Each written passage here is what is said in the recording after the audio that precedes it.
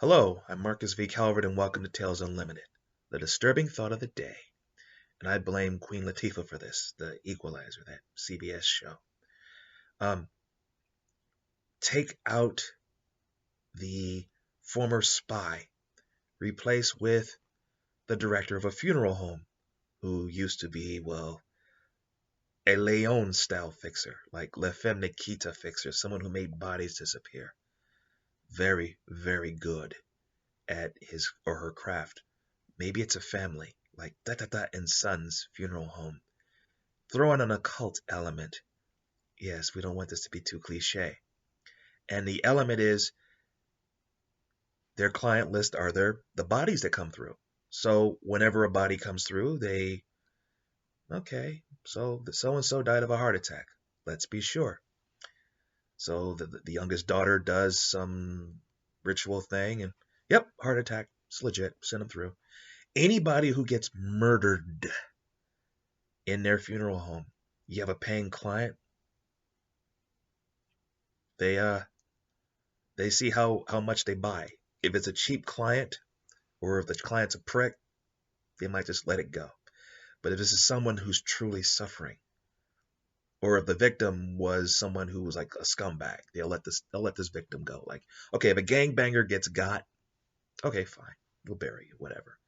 But if you were some pregnant lady who got caught in a drive-by, oh no, no, no, no, no. There will be retributions galore.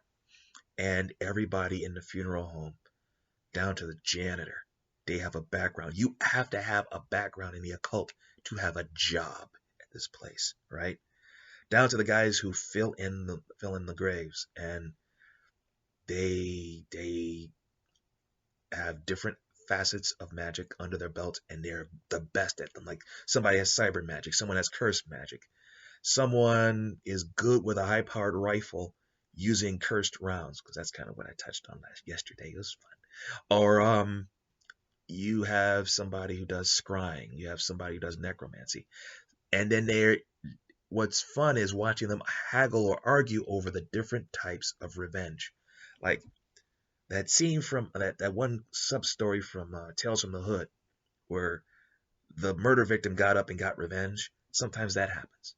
Other times it's just, oops, your evidence just happens to land. It might just be a stray email. It's like, okay, we're busy. We don't have time for anything fancy. It's COVID season. Let's just send an email to the cops.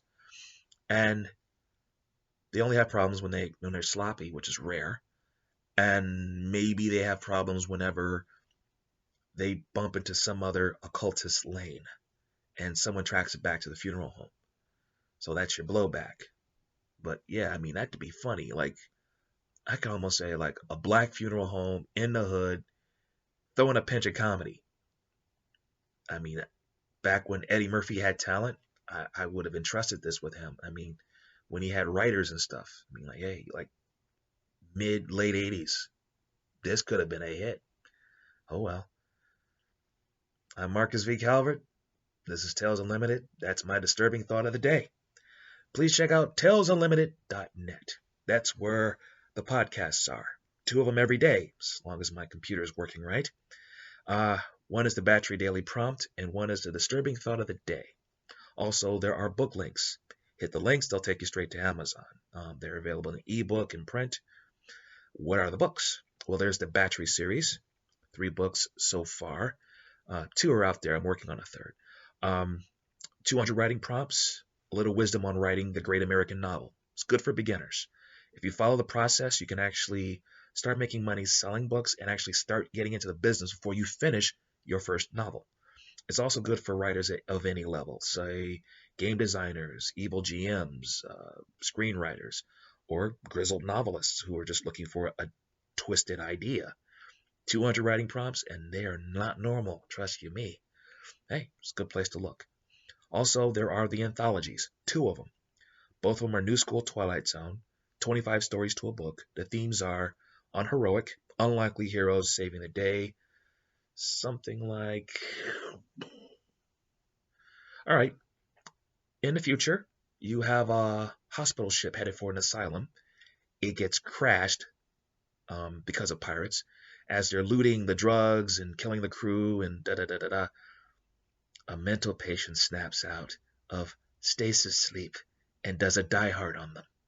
Yes. Or the Book of Schemes. All types of schemes, twisted schemes, fun schemes. This one, I'm just gonna give you the name of the story. We'll kill for food. Like, you know how you see somebody with a sign, we'll work for food? We'll kill for food. Theoretically, you give this guy a sandwich, and what will he do? Who will he kill? How many will he kill? That's how I think.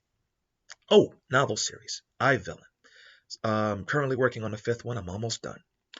It's about a fella named Benjamin Clyde, gentleman fixer, dude in a suit. Bit overweight, has a phone. At the end of that phone are the names and numbers of over 400 mercs. Different skill sets, some violent, some not. A lot of them have superpowers.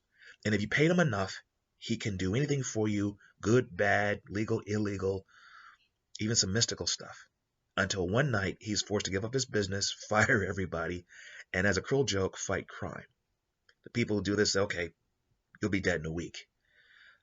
No, doesn't work that way. See, he has a past, he has skill sets, and he hid them. Oh, and he also has superpowers, which are kind of on the fritz at the time.